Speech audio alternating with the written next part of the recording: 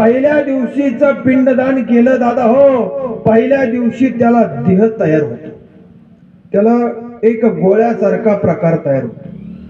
दुसऱ्या दिवसाच्या पिंडदानाने जो पानडे असतो ना, त्याला तो जेवण दिलं का आपण, त्या जेवणाच्या आधारावर इकडं त्याचा देह तयार होत असतो त्या व्यक्तीचा.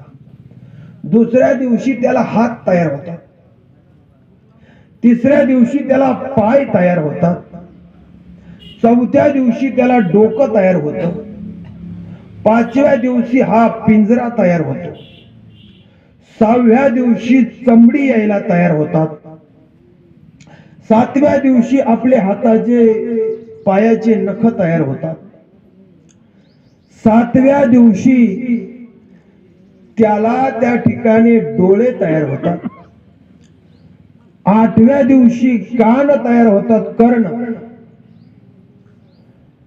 नवव्या दिवशी लाळ वाचा जीव आधी खणखणीत तयार होतो, आणि दशक्रिया विधीच्या दिवशी तो सगळं काही पाहू लागतो, बोलू लागतो. पण आपल्या संग संभाषण त्याला करता येत नाही. हे कशाने घडतं? त्या व्यक्ती पानडे असतो ना, त्याला जे आपण अन्न देतो ते अन्न सुद्धा पवित्र असतं, म्हणून ते अन्न दिल्यानंतर त्याला ते सगळं पवच होतं. आपण म्हणतो महाराज हे कस काय होत असन गड्या पवच. आता मला एक जणाने 500 रुपये मारले फोन पेला आमच्या गावातून. या पा कस काय इथं आले, मी तर इथं आहे. पैसे गावातून मारले का नाही, माझ्यापर्यंत कसे पोहोचले? तीच कृती आहे.